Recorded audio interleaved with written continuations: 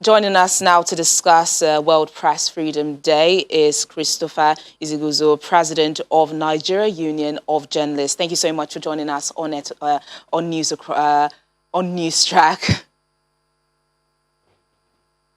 Thank you very much.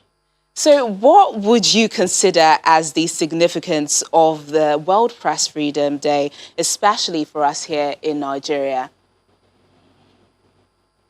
Well, like you said, the World Press Freedom Day, of course, looks at the different issues that have to do with freedom of the press.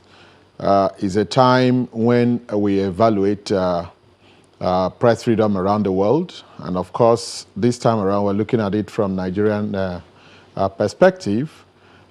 Is also a time when we remind government of its commitment to press freedom and, of course, free expression.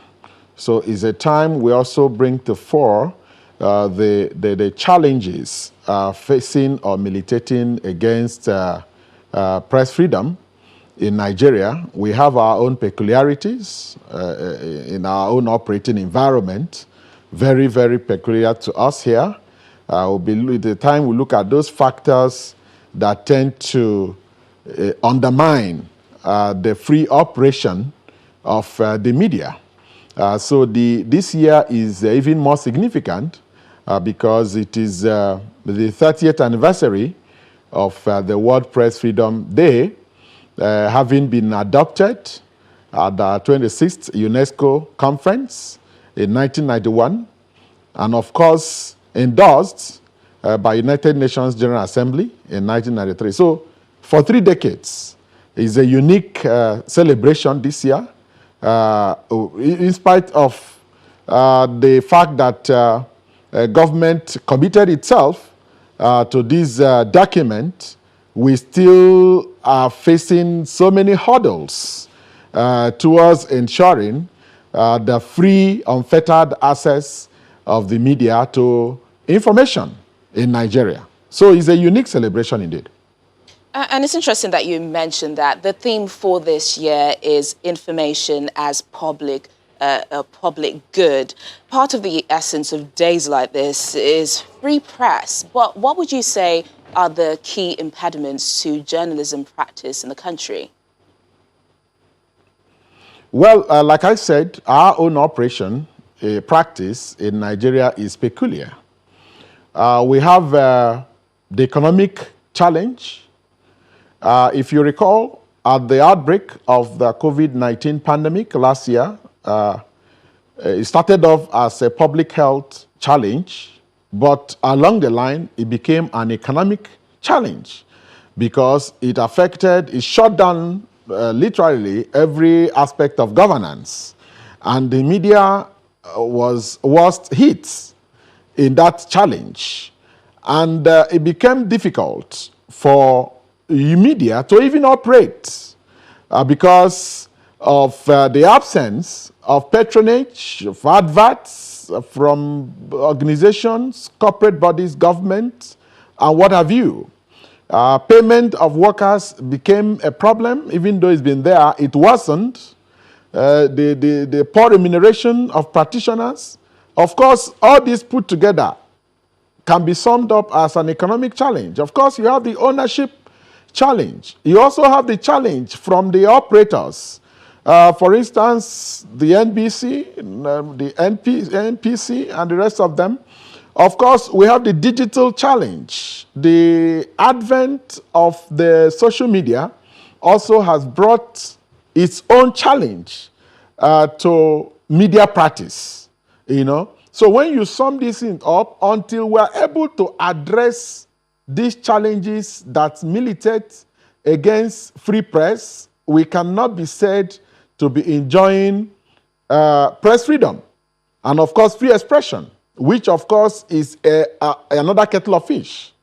Today, the broadcast media, they are practically operating on their toes because you don't even know what to say and they will not clamp down on you.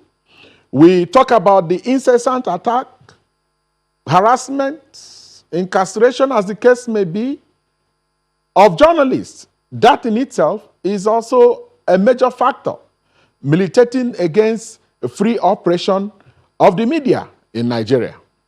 So how much better would you say we're doing in terms of regulation? Well, in terms of regulation, quite recently, when a fine was imposed on Channels TV, the union, NUJ, came out and we condemned it. And we also brought to the fore the urgent need for stakeholders to come together, because the regulatory agency would always make reference to existing laws, maybe the broadcast code. There is now the need for a review. Stakeholders must have to come together and look at the dynamics in the system. The way it operated some 20 years ago, 10 years ago, 5 years ago, may not be the same today in 2021. Therefore, there must be a review. Let us also bear in mind that free expression is a fundamental right. And any law that undermines this aspect of constitutional provision to the extent it operates is a nullity. Therefore, stakeholders must come together, the NBC, the broadcast stations, to fashion out a new and acceptable guidelines on how to run the broadcast media. Because if we continue the way it is happening, of course, it is a matter of time before all the TV stations and radio stations will be completely knocked off the airwaves. And that is not going to be good for democracy. Let's bear in mind that a unique ingredient of a democratic governance is the right of the people to free expression. Anytime the people's right to free expression is undermined, democracy in itself takes flight. Therefore, it's important. Stakeholders must periodically come together, come up with rules and laws that will guide them. It's not only reposing that responsibility in government agency. The operators themselves should be able to regulate themselves, looking at what obtains in other climes. All right, then, Mr. Christopher Isiguzo, President of Nigeria Union of Journalism, thank you so much for joining us on Newstrack and for sharing your thoughts with us. My pleasure.